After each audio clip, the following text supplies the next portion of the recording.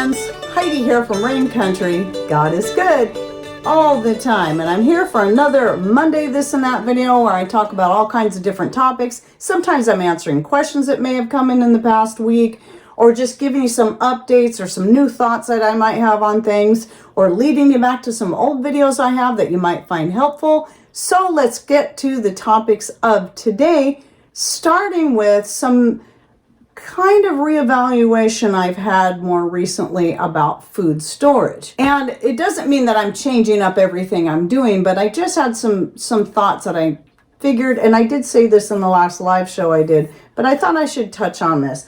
And that is, I talk a lot about vacuum sealing a lot of different types of dry foods into jars, whether it be cereal, crackers, nuts, like these peanuts I have right here, herbs, dehydrated fruits, vegetables, and so much more. And while I still love this idea, I still am going to keep doing that because I prefer using jars over plastic, because generally when it comes to toxins, they're going to be safer than storing things in plastic or mylar. However, as I got with the recent events that have been happening, the disasters back east, and all the devastation that's been happening there, and then kind of looking at our own situation and, knowing that for us, the next major catastrophe that we have here will most likely be a massive earthquake, because we are overdue for that. And though we've been doing some different things to harden up our food storage with all the jars, such as the wooden slats that Patrick made that fit onto my shelves, and I did a video on, which I'll link to down below if you'd like to see that.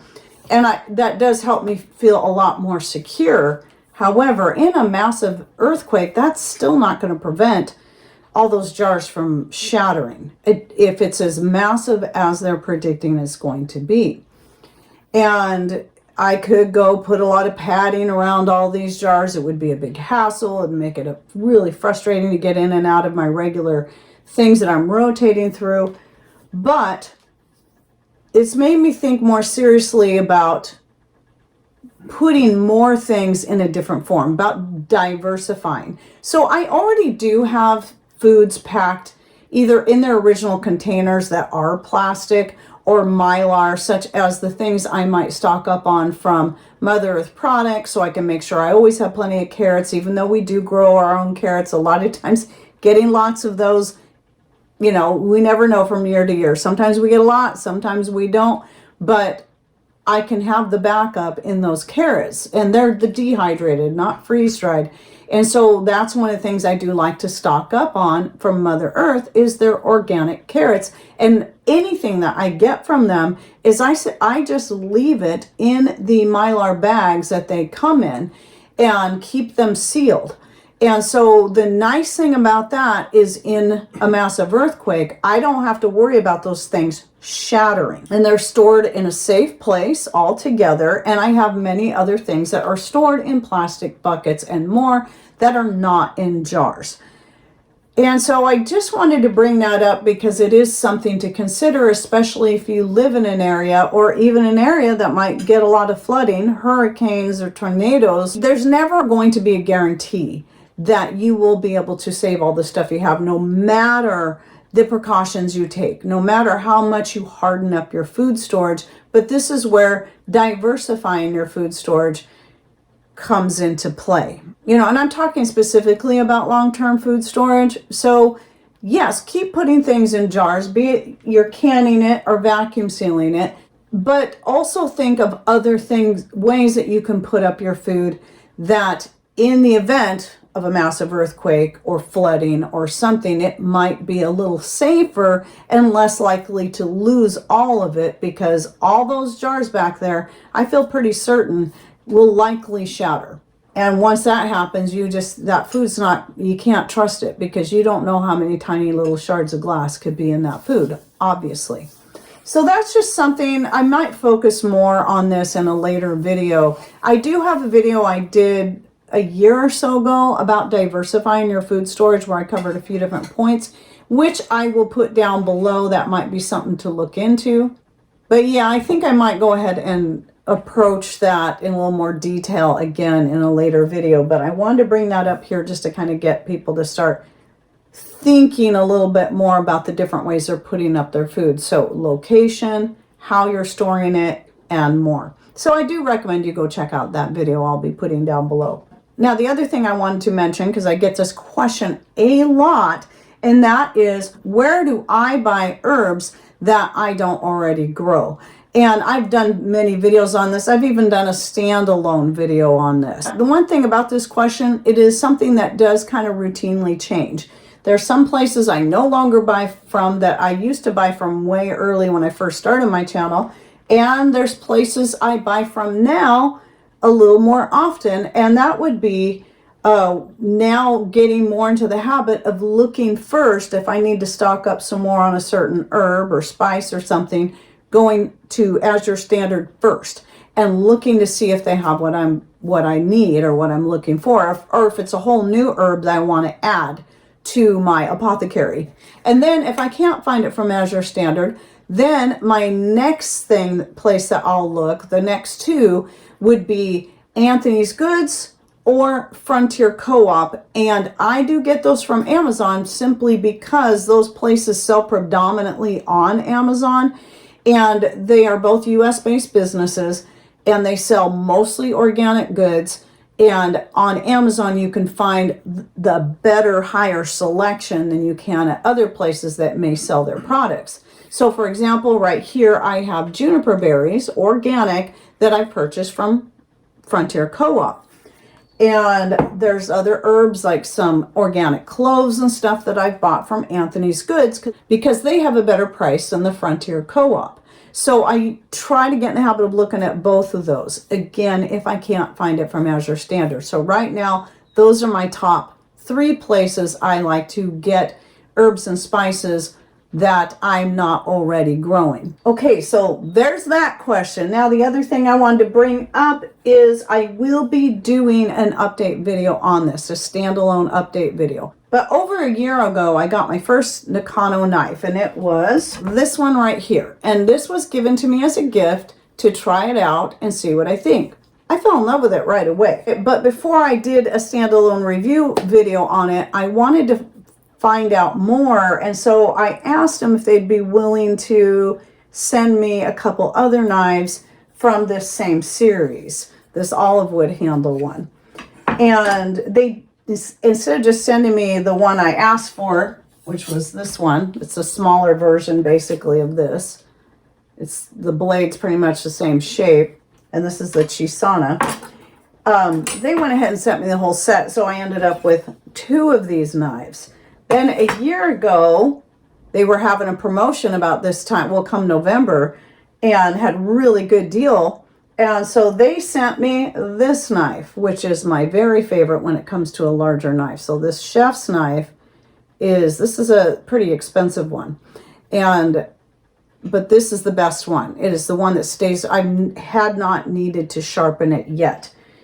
And whereas these they're the less expensive knives that they carry, some of the less expensive ones. I still love them, but they do need sharpening far more often. And where this one, like I said, I don't think I've ever had to sharpen. I've also purchased knives though because I like them so much. So I purchased a set of 3 of the paring knives that I don't know if I've sharpened any of these yet. These tend to hold their edge very well. And then they're a set of their steak knives, which I love. Best steak knives I've ever had. In fact, generally speaking, I would say all of the knives I've got from them are the best knives I've ever had. And that's just what I know from my own personal experience.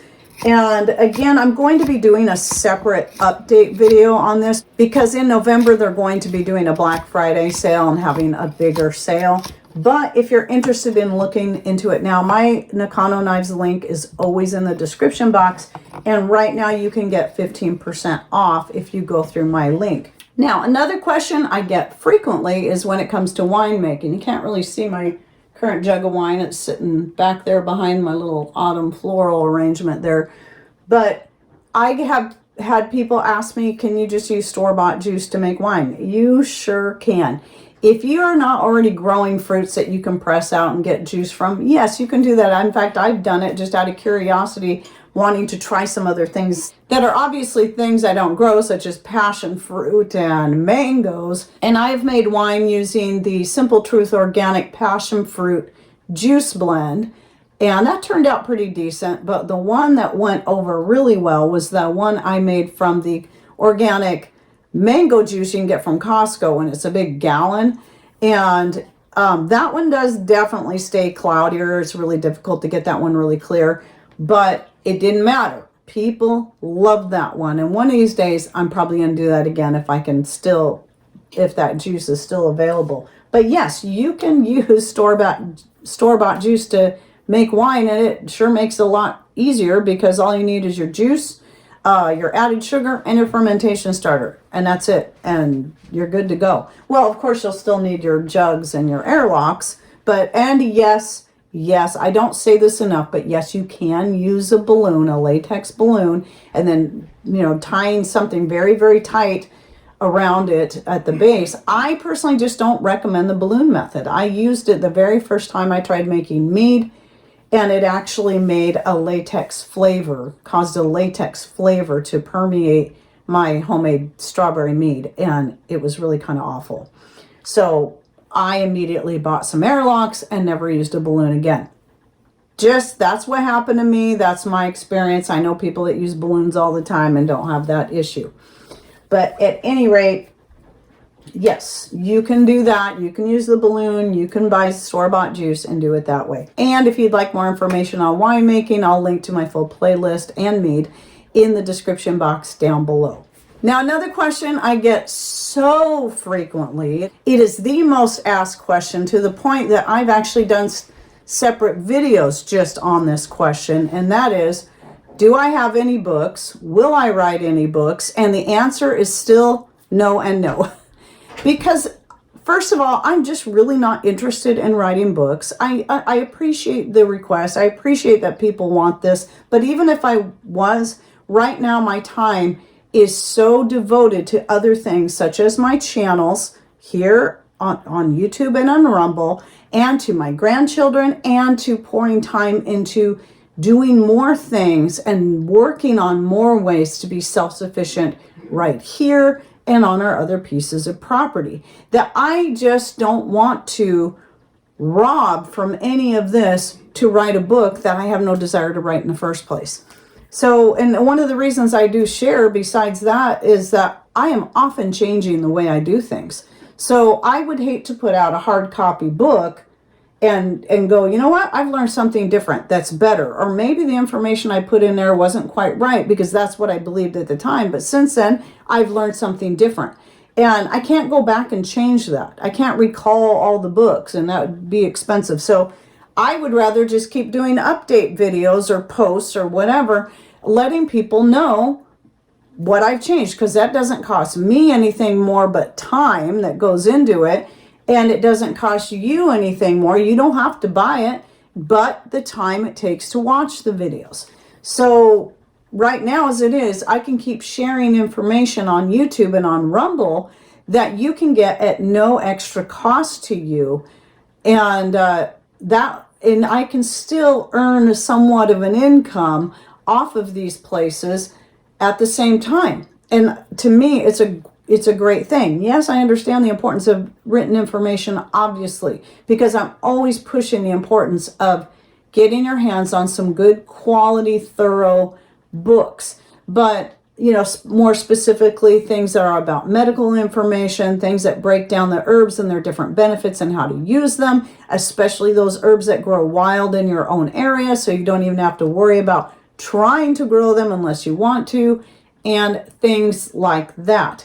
But recipes, recipes change all the time. For me, I'm always changing my recipes up and trying different things, whether it be related to food or related to making medicinal extracts. Always changing things. I very rarely ever do anything the same way twice. Even though I've kind of given in and started writing up some of my different recipes, I still try to make it clear that you don't have to stick to that. And I don't always even stick to that. The place that you can find any of my written recipes that also won't cost you anything, because it is totally open, I don't lock any posts down, is Patreon. And that can always be found in the description box. The only problem with Patreon I have right now is that you can only scroll so far to be able to find posts. And I think maybe if you know how to search, like, you know, what it is you're looking for, you might be able to search and find it. But every post that I have on there is open, it's unlocked, it's for everyone, whether you donate a cent or $20 or no dollars. And so I do that so that it's another place I can keep that stuff, the written information, in a safe place, or at least somewhat safe, that is still free to everyone. And I can always go in there and edit it and change it if I, you know, came up with a better way or realized I made a typo. I can always go back and change that, and I've done that.